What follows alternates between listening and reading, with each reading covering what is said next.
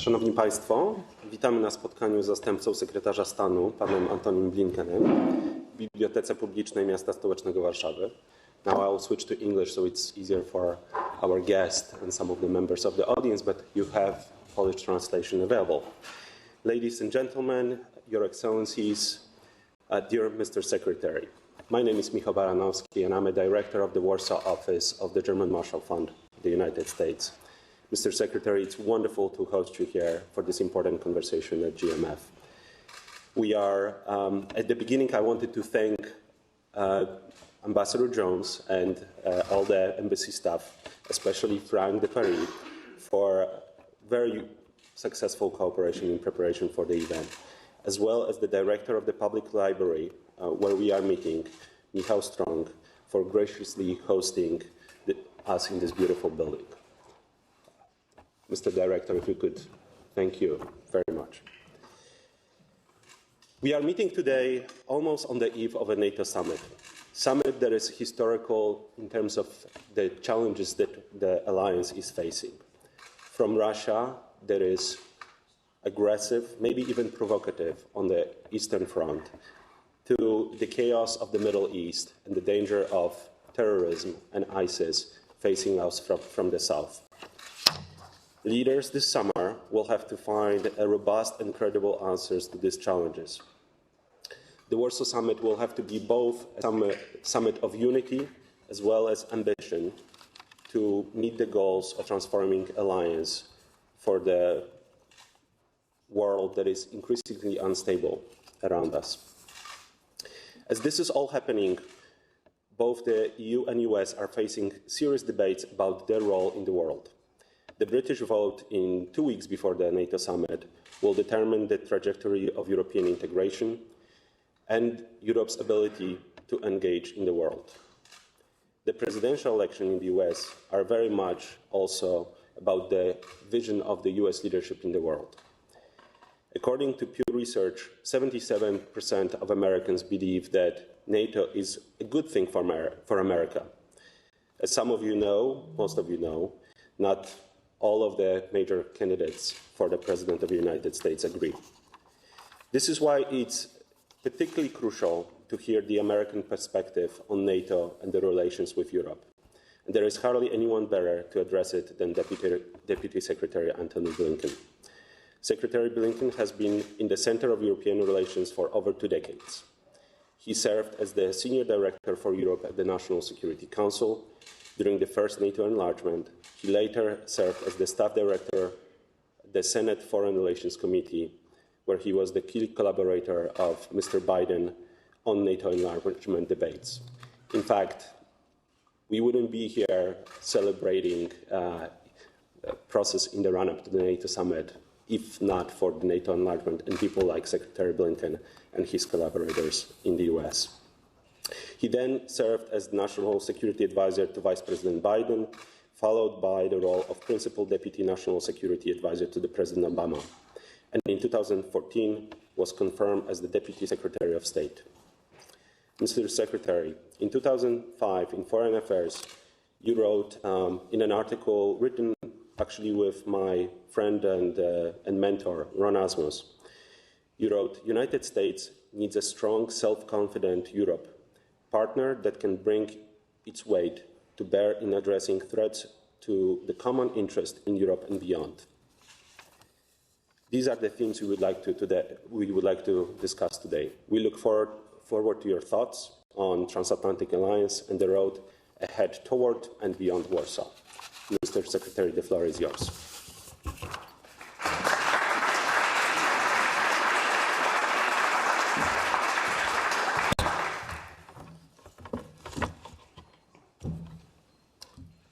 Dzień dobry. Dziękuję Państwu serdecznie. To wszystko po polsku. Thank you all very much. And Michal, thank you so much for your warm introduction.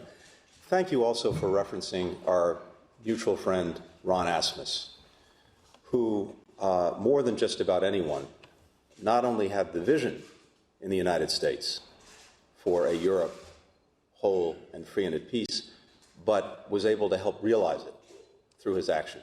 so it's very appropriate that you reference him. I'm grateful to you. I'm grateful to the German Marshall Fund and the Warsaw Public Library, this incredible space, for your very generous hospitality today. I understand that the library and the embassy will open an American corner here later this year. And I really can't imagine a more fitting setting for our two nations to deepen our already deep and enduring ties of friendship than right here in the company of Czesław Miłosz and Mark Twain, of Henryk Sienkiewicz and Emily Dickinson, voices of wit, of memory, of conscience, in whose lines of poetry and prose we're reminded of all that humanity has in common. For our two nations, for Poland and the United States, the heritage that we share runs deep in our history. It comes alive in our communities, and it energizes the principles that unite us. Just 2 days ago, we celebrated with you as Poland marked the 225th anniversary of Europe's oldest written constitution, a document that paved the way for democratic movements around the world to stand up for universal human aspirations. And in the centuries since our historic constitutions were first drafted, within a few short years of each other, our two peoples have known occasions of great triumph and times of great tragedy, when the demons of humankind overcame its better angels and our actions fell short of our ideals. The test of our courage as citizens, the mark of our resilience as governments, the measure of our strength as nations, is how we face these moments. Whether we come together, stand together in defense of freedom, liberty, and democracy, and the rule of law, against the dangerous winds of turmoil, division, and intolerance. 2 decades ago, in maybe the most American of all places, the baseball field in Baltimore at Camden Yards, Pope John Paul II raised a similar question. Speaking before 50,000 Americans, Pope John Paul II recalled the words of President Abraham Lincoln and asked whether a nation conceived in liberty and dedicated to the proposition that all men and women are created equal could long endure. President Lincoln's question, Pope John Paul II explained, is no less a question for today. Every generation, the Pope said, needs to know that freedom consists not in doing what we like, but in having the right to do what we ought. Ever prescient, these words ring with relevance and urgency today, as the challenges confronting Europe and the transatlantic community are felt from nearly every direction. From the South, we are haunted by the threat of violent extremism, by a campaign of terror that has scarred communities from Paris to Lahore, from Brussels to Ankara. The epicenter of this savagery thrives in the shadows of a civil war that is now in its 5th year, a conflict of unimaginable tragedy that has sent millions of Syrians fleeing to Europe. Joined by those migrating to escape poverty or crime, this great wave of displacement, the largest since World War II, has affected the political, the economic, and the social fabric of everyday life here in Europe. It's changing labor markets, overwhelming local infrastructure, pressuring national borders, affecting our sense of security. Most of all, it's challenging us to live up to our common humanity, to provide the same sanctuary that some of our own ancestors sought in times of trouble, even as we recognize the challenges of integration and the burdens on host communities. In my own nation, as in many others, we continue to fight with full-hearted conviction against hateful rhetoric that conflates refugees with violent extremists and demonizes those who are fleeing persecution and terrorism. You know, a few months ago, I sat with some Syrian refugees in Jordan in a community center, young men and women 16, 17, 18 years old, not much younger than some of the people here today. And I asked them about their vision for the future. And it was remarkable because despite their circumstance, they had a vision. One young woman wanted to be a doctor, another a fashion designer. One of the young men wanted to go into business, and so on. And as we were talking, I asked them if they had access to computers. And indeed, they said that they did. Some of them had access to a computer in this community center that was run by UNICEF. Others, because someone in their family, even though they were refugees, had a smartphone. So I pulled out my own smartphone, and I asked them if they knew what this is. And they said, oh, yes, it's an iPhone. And I asked, do you know who makes the iPhone? One of them said, yes, Apple. And then I asked, do you know who founded Apple? They thought about it, and someone said, oh, yes, Steve Jobs. And then I said, do you know where Steve Jobs' father came from? And there was silence. He came from Syria. Every single one of those young men and women could be the next Steve Jobs. Our job in all of our societies is to try to give them that chance. That is a challenge for our generation. So we face these threats and challenges from the south and from the east. Russian aggression has violated the sovereignty and territorial integrity of an independent, democratic nation and imperiled the vision of a Europe whole, free, and at peace. Day after day, the conflict in eastern Ukraine persists and even spikes upward as people who only recently returned to their homes flee once again. At the same time, Crimea continues to suffer under foreign occupation. Violence along the line of contact has reached its highest level since September 1st, 2015, when the ceasefire was declared. Last month, the OSCE reported over 30,000 ceasefire violations, with 4,000 violations occurring on one day alone, April 14th. Some 500 of those involved heavy weapons explicitly prohibited under the Minsk Agreement. And the OSCE reporting confirms that the vast majority of ceasefire violations originate in separatist-controlled territory. In full view of social media, Russia continues to arm, to train, to direct, and to fight alongside separatist forces in eastern Ukraine, while conducting unconventional hybrid tactics of disinformation, of deception, and intelligence operations. The OSCE Special Monitoring Mission to Ukraine continues to document advanced Russian military systems, such as the TOS-1 thermobaric multi-launch rocket system, and electronic warfare or jamming devices in separatist areas that Ukraine does not even have in its own arsenal. Moscow's actions, from holding a sham referendum and attempting to annex Crimea, to deploying thousands of heavy weapons and troops across the international border, to supporting a reign of violence through the separatists that it controls, these actions have threatened to set a new precedent on European soil whereby basic international principles are suddenly up for debate. That the borders and territorial integrity of a state cannot be changed by force. That it is the inherent right of citizens in a democracy to make their country's decisions and determine their country's future. That all members of the international community are bound by common rules and should face costs if they don't live up to the solemn commitments that they make. These principles transcend Ukraine. They transcend Europe. They are the fundamental rules that underpin the international order that together we have sought to build, to sustain, and as necessary to adapt. In challenging them, Russia seeks to unravel our transatlantic alliance, erode our unity, and pressure democracies into failure. And finally, there is a challenge from within. Our transatlantic community is experiencing convulsions of doubt, a lack of self-confidence, a search for its own identity.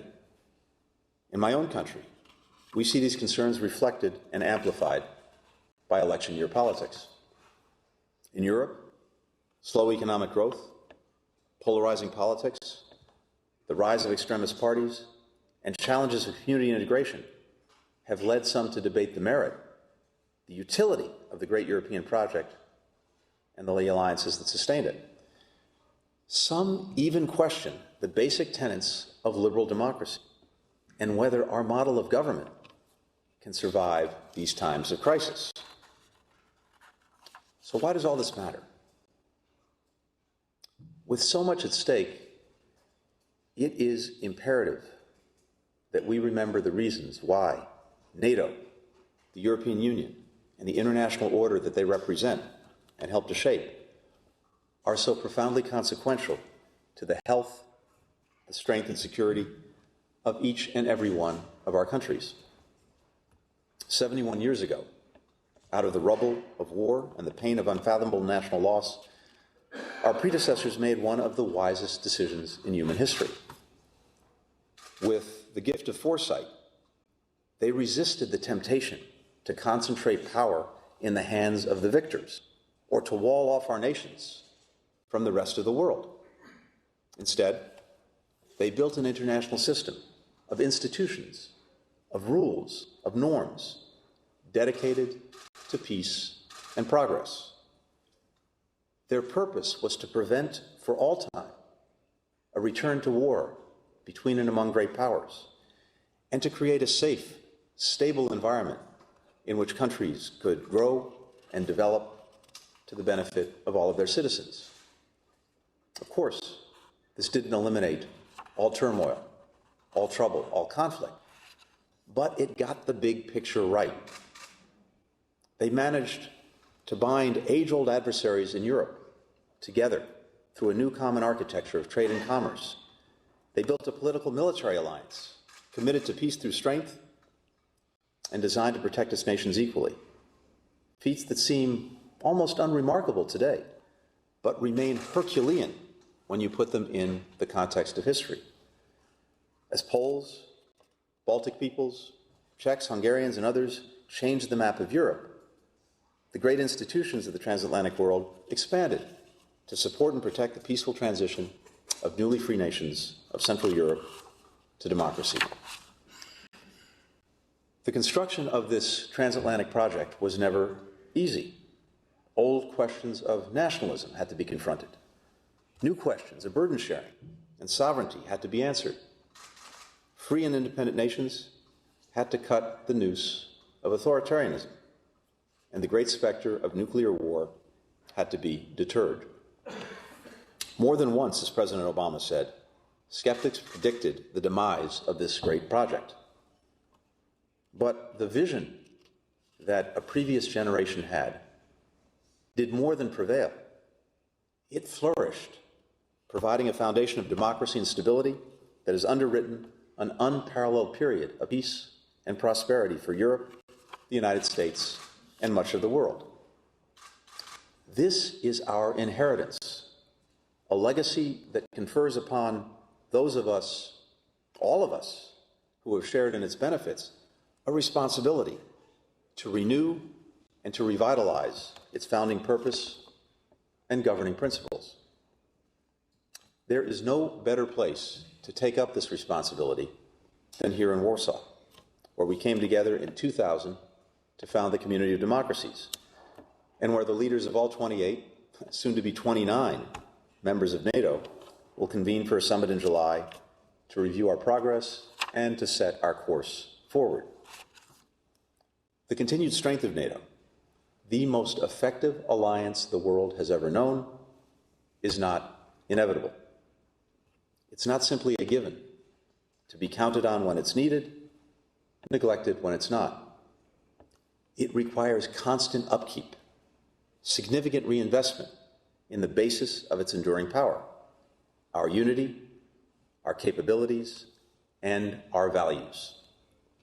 Against all headwinds, our greatest asset is our unity, our equal footing, shoulder to shoulder, on democratic ground, in defense of our common principles and all those who share them.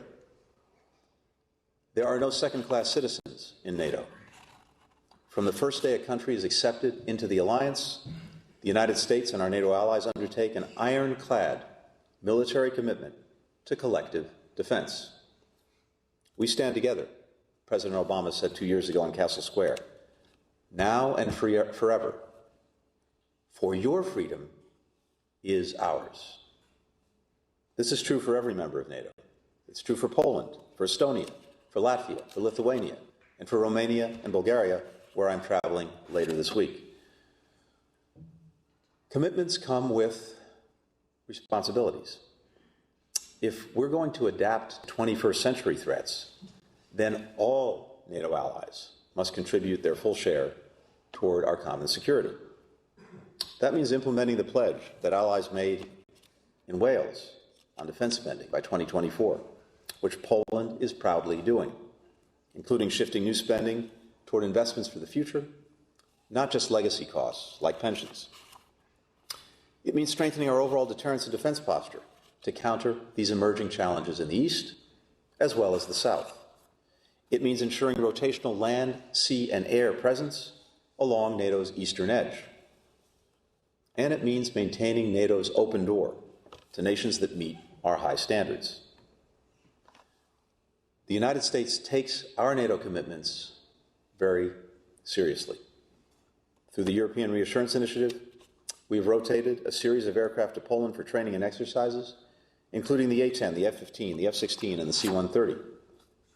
And in June, we will join, as we have in the past, Poland's flagship exercise that will involve more than 25,000 participants from 24 nations, including more than 12,000 Americans, to train and integrate Polish National Command and force structures into an allied, joint, and multinational environment. We intend to continue our commitment with a four-fold increase in our spending on European security, from just under $790 million 2 years ago to $3.4 billion going forward. This will allow us to maintain a division's worth of equipment in Europe and a new rotational armored brigade combat team to the eastern flank of NATO, which includes over 4,000 soldiers on heel-to-toe rotations, furnished with the most modern equipment in the U.S. Army inventory. And this will be added to 2 brigade combat teams already, currently in Europe. Much of that new deployment will be seen here in Poland every single day. We also support proposals made by the Supreme Allied Commander to enhance NATO's forward presence in the East, including the rotational battalions in the Baltic states and Poland. This is not a strategy designed to target any one nation, but rather to bolster the defense of our allies and give tangible demonstration of our commitment to Article 5, the solemn obligation that all NATO members make to defend one another. With renewed strength, resources, and capabilities, our alliance is meeting the full range of regional and global challenges that confront us. We stand together in our unwavering support for Ukraine, for its sovereignty, for its territorial integrity, for its right as a free and democratic country to pursue the path set by its own citizens and them alone. The crisis in Ukraine was manufactured by Russia, and it must be ended by Russia by adhering to the full implementation of the Minsk agreements upon which all sides agreed. Until then, we need to keep the sanctions in place and so keep the pressure on. We stand together in our resolve to protect the security of Europe's energy supply from coercion and political pressure. In 2005, and then again in 2009, Europe could only watch as Russia halted its gas flows through Ukraine in the dead of winter. That specter rose again just a couple of years ago, in 2014, a stark, cold reminder of what continued dependence on Russia would mean for the aspirations of all of Europe. We continue to underscore our concern about projects such as the Nord Stream 2 pipeline that would undermine the EU's efforts to diversify energy supplies and routes. At the same time, we applaud the EU's focus on the most critical energy projects, including, for example, the Poland-Lithuania gas interconnector that will link Baltic natural gas transmission grid directly to the rest of Europe. Let me be clear, our goal is not not to keep Russian oil and gas out of Europe. To the contrary. But we must ensure enough diversity in sources, in supplies, and in routes that no nation can use energy as a political tool of coercion.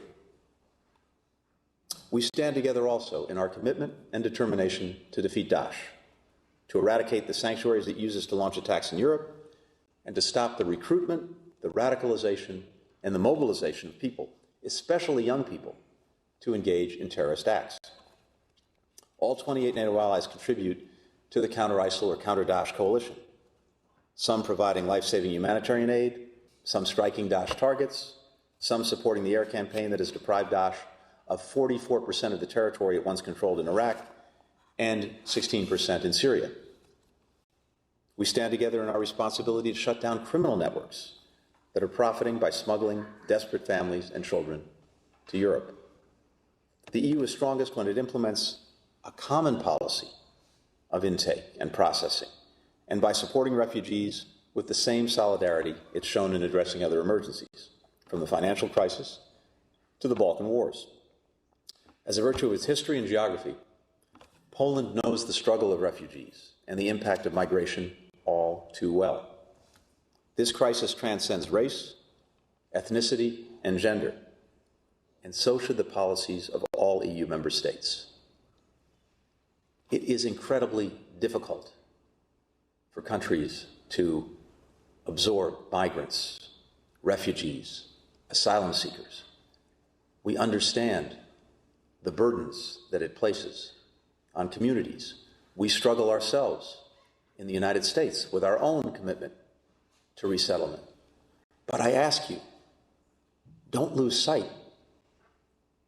We are looking at people, at mothers and fathers, at sons and daughters, just like us. Our own parents, our own grandparents traveled many of these same roads before, seeking their own refuge from violence. And we all have different experiences with this. But imagine the courage that it takes to uproot your family, to put yourself, to put your children in the hands of smugglers and human traffickers, to brave the high seas and risk death at any instant. These are extraordinarily courageous people, energetic people, people with drive and determination, and in the United States, with successive waves of immigrants and refugees, including so many Polish Americans now. That is what built and grew and helped our country succeed. And so I hope that we can bring that perspective to what is an incredibly difficult challenge. As we stand together in our commitment to translate our collective security and values beyond our borders, we also do so in supporting the people of Afghanistan as they build their security forces and push back against violent extremism.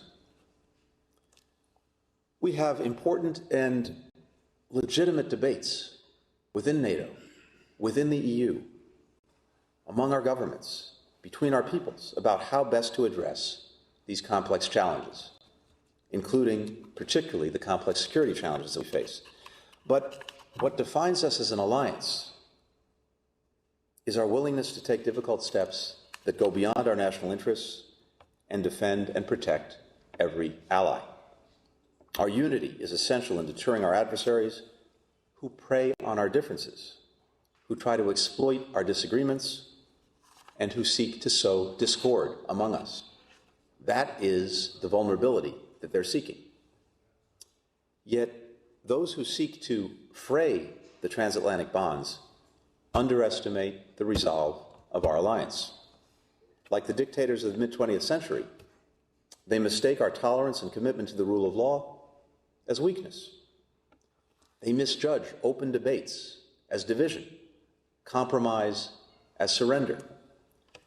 And they misunderstand the singular and universal lesson of history, that democracy, liberty, and the rule of law are not sources of vulnerability and insecurity.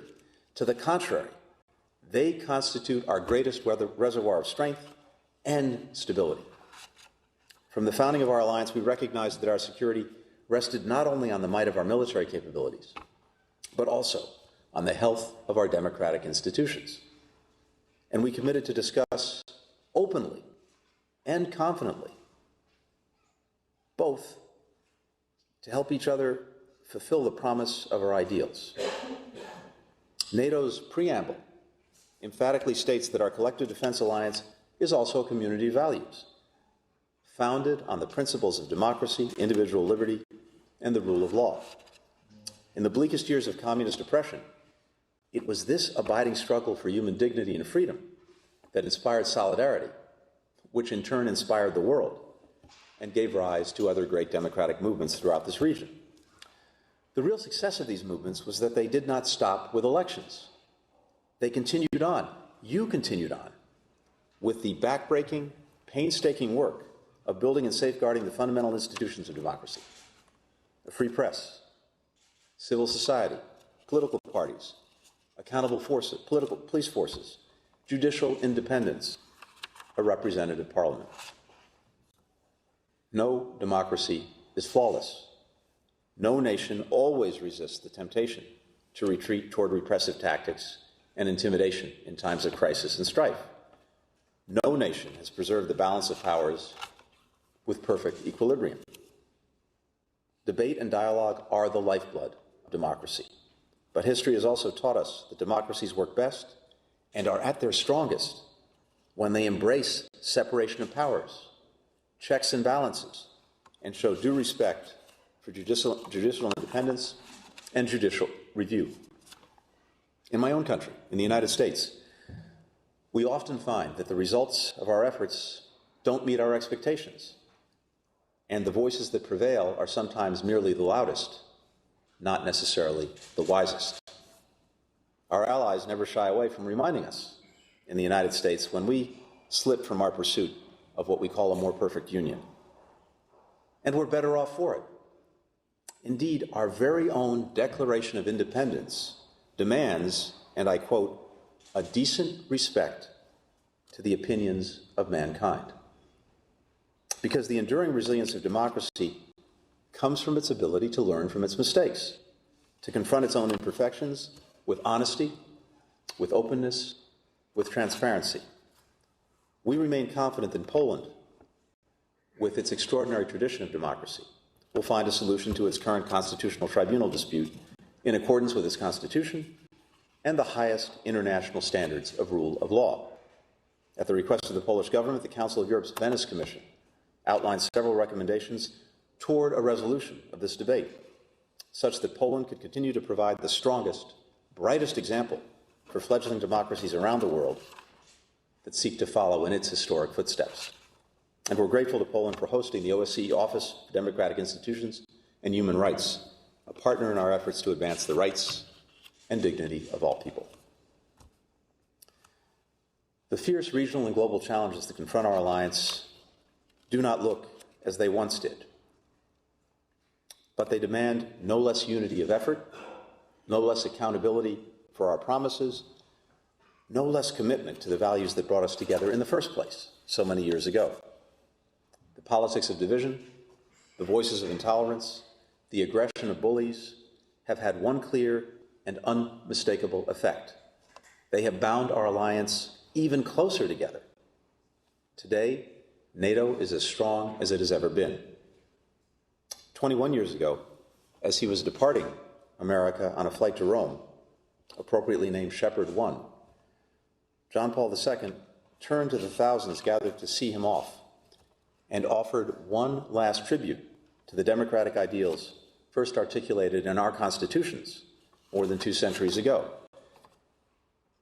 He said, "Democracy needs wisdom. Democracy needs virtue if it is not to turn against everything it is meant to defend and encourage." United in purpose and principle, our alliance has stood the test of time and the trials of crisis, and it has always emerged stronger. I'm confident the same will long continue as we rise to meet our generation's challenges, inspired by those whose wisdom and whose virtue help light the way. Thank you so very much.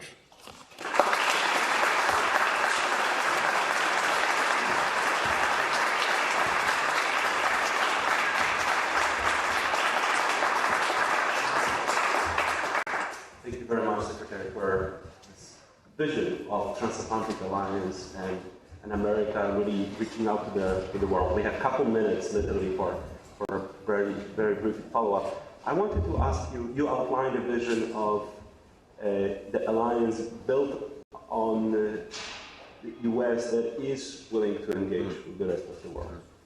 We are now in the midst of very contentious presidential debate. Are we in any danger of America and American people turning away from the world? How do we make the case? How do you make the case back home to avoid that scenario? We see at different periods in our history a tension between those who want to turn inward, often understandably motivated by a desire to spend more of our time, more of our focus, more of our resources on ourselves, and those who believe that we really have no choice but to remain outward focused. That, as Tom Friedman once said, if we don't visit the bad neighborhoods will visit us, whether we like it or not. But it's not just about bad neighborhoods. It's about the extraordinary opportunity that exists in the world for all of our countries. Just to think about one example, for the United States, 95% of the consumers in the world live beyond our borders. If we're not engaged in the world, including for working to make trade more free and fair and open, we're not going to reach them. That would be a big mistake for our own future. In any event, there's the old story of King Canute trying to hold back the tide, intentionally, to demonstrate to his people that there are certain things even a king can't do. We can't hold back the tide even if we wanted to, of international engagement and globalization. The question for us as Americans is, who's going to shape it? What is it going to look like? To whose standards is it going to answer? And we have a profound interest in making sure that we're part of the effort to shape that future. So I think Americans always come back to that realization.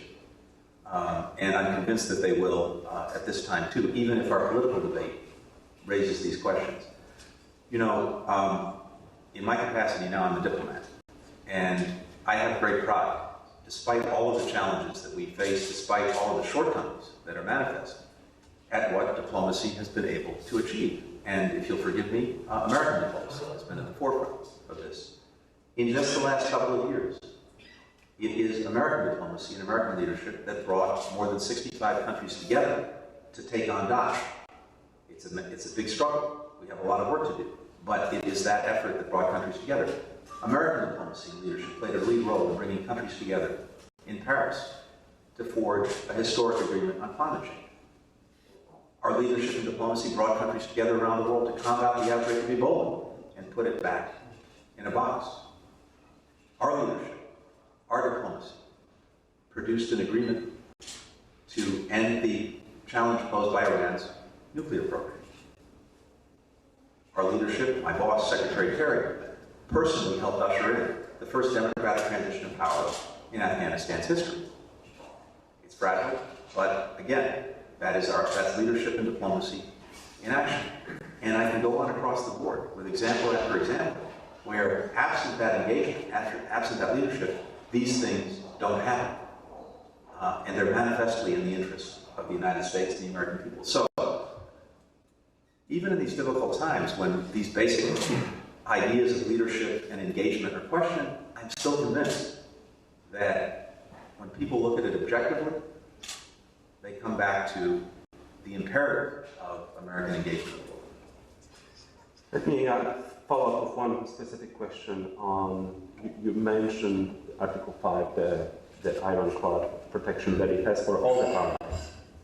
One of the countries in the East does not respond to diplomacy as well as we all would like. We are very much looking to the outcomes of the NATO summit to provide for greater deterrence and defense also of the northeastern flank. Right now, the balance is not in our favor. It's both in terms of the force ratio, in terms of the A2AE capabilities. What can we expect? And even though the alliance will surely win any confrontation at the end, this particular corner is particularly vulnerable. What is your vision and the Obama's administration vision for the summit to make sure that we don't face this challenger in the future? I would say a couple of things. First, in terms of the summit and where we are now, I think you're already seeing a manifestation of American commitment, and I mentioned a few moments ago in the remarks. We have the European Reassurance Initiative, which is a significant investment of American resources in just that, in reassuring our partners and allies that the United States is there. And that's going to allow us to have more people, more sophisticated technology and equipment here in Europe in even greater numbers, and to do it on a persistent basis. We're working with all of our allies now to make sure that, as was agreed, there will be land, sea, and air, a persistent presence of NATO throughout the territory of its member states, including in the East, as a deterrent to any aggression. And I think you'll see across the board, as countries make good on the commitments that they made at the previous summit in Wales, which has to happen, including investment in defense, investment in modern equipment, you will see an alliance that is growing stronger, more flexible, more able to deal with any challenge. So it's a work that has to be sustained. It's not easy to do, but I'm convinced we'll do it. But I also want to step back very quickly and say two things. One, I think one of the great frustrations that we've had over the last decade is, to some extent, with Russia, we have been talking past each other. Our effort, our goal, has been to help integrate Russia more closely into the international system, and indeed, in different ways, into the transatlantic community. The United States was the greatest champion for Russia's admission to the WTO, for example. NATO has always been a defensive alliance, not an offensive alliance, and indeed, NATO enlargement was perhaps the best way to deep-root stability on one side of Russia, which is actually good for Russia, not bad for Russia. Of course, Russia hasn't seen it that way. They have their own narrative, and our narratives have been in conflict. At the same time, I think that if you look at the actions that President Putin has taken, I would argue that as a strategic proposition, they will not be successful. Because what President Putin has done by his actions is to precipitate everything he has sought to prevent. His actions have precipitated NATO being more energized than it has been probably in the last decade or more. And again, I think we'll see some of the results at the summit. Those actions have caused Europe to be more serious and focused on energy diversification than at any time in recent memory. And of course, those actions, a combination of low energy prices and sanctions that have resulted from those actions, have done serious damage to Russia's economy. So when you look at the actions he's taken, sometimes they seem to be very strong in a tactical sense, in a day-in, day-out sense, but strategically, when you look at the trajectory, it's not going to a good place. It's also not a place that any of us want to go. We'd like to see a Russia that is contributing, that is cooperative, that is working with all of us to solve many common challenges that are common to Russia, as well as to Poland and the United States and others. I hope that in the months ahead, the years ahead, Russia comes to that conclusion. Thank you very much. I know we are out of time. Thank you very much for coming to Warsaw and outlining your vision ahead of the Warsaw Summit. Please join me in thanking Secretary.